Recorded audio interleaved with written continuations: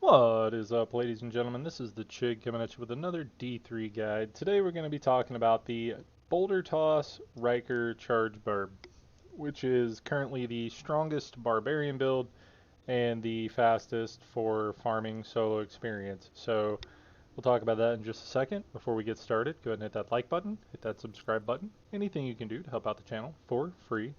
And don't forget, we're doing a giveaway. As soon as we hit 1,000 subscribers, we're going to be giving away either a copy of D4 or another video game if you already have it, or if it takes a while to hit 1,000, which I'm hoping it does not.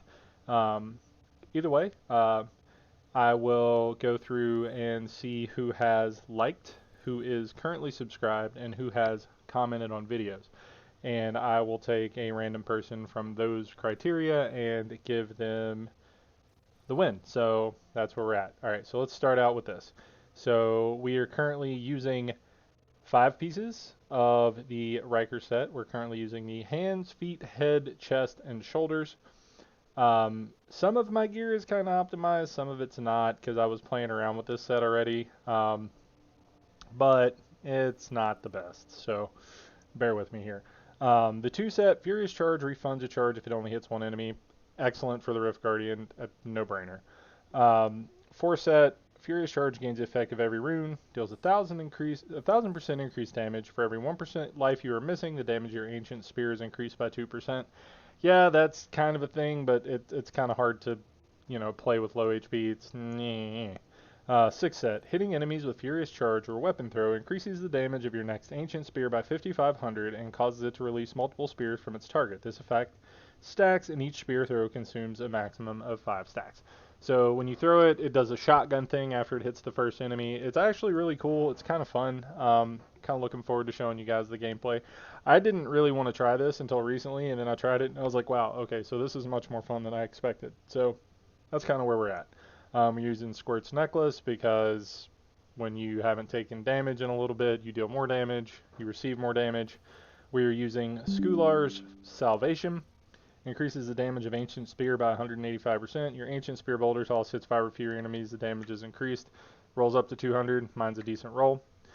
We're using the Captain Crimson's 3 set, gives you 20% cooldown reduction and all resource cost reduction. And then damage dealt is increased by your percentage of cooldown reduction, and damage taken is reduced by your percentage of cost reduction.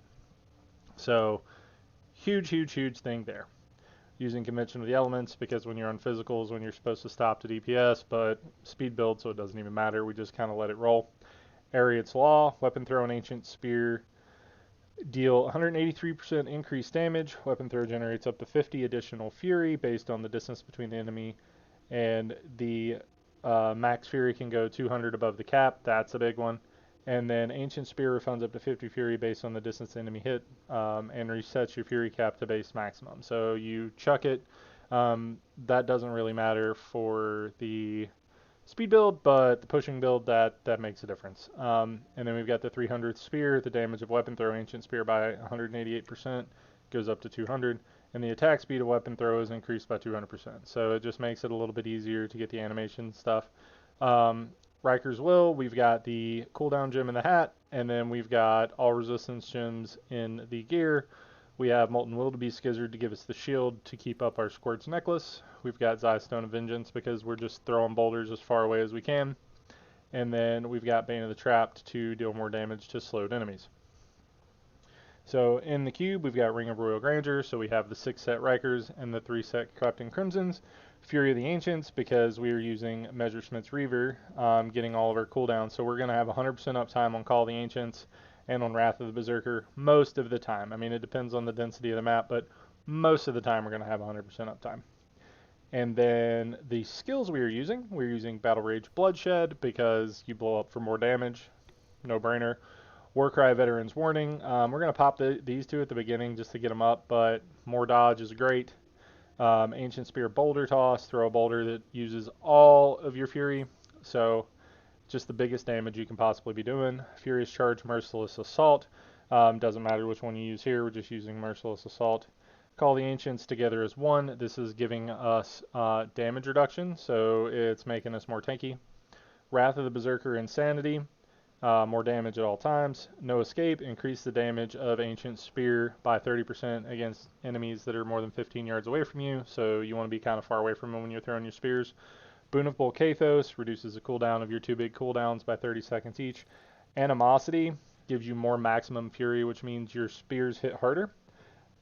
And then Rampage, you get 1% extra strength for 8 seconds after killing or assisting in killing an enemy. It stacks up to 25 times. So we're going to have full 25 stacks most of the time. I have 7,000 strength on this build. Have 0 paragons in my strength. Okay. I just want to show you how strong this is just as being a build. We're going to do a 90 and it's going to be ridiculous. Alright, so pop all your stuff.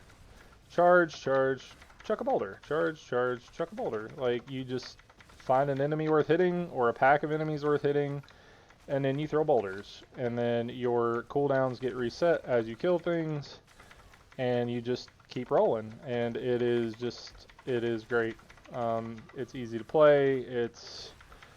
That was my issue with it when I first decided I wanted to try it. I was like, well, it's a little more complicated than these other builds. And I mean, yeah, it's a little more complicated than the other builds, but like, it's not unreasonably difficult to play, right? So here's going to be our biggest obstacle, where we had to run so far to hit mobs, right? But then, like, you just kill a few mobs, and then you're right back into having all your cooldowns back up, right? Like, it's super easy for the speed version.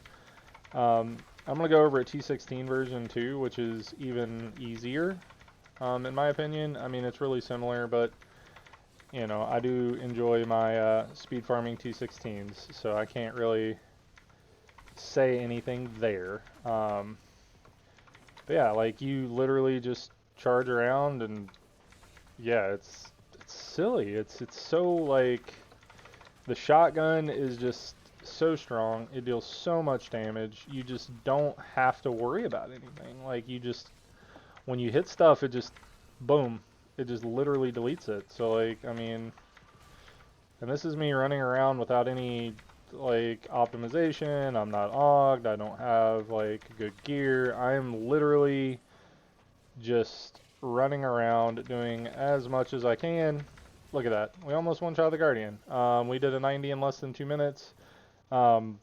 Yeah, put this together. This is the current strongest barbarian build, current strongest barbarian build, for speed XP as well as for the pushing meta. So put it together and kill it. You can check out the other videos on my channel for speed farming things that are easy to set up to get this build going. But yeah, put this one together and smash it, guys. If you stuck around to the end, thank you. I appreciate it. Don't forget to hit the like button, hit the subscribe button. Don't forget about the giveaway, and go get those legendaries.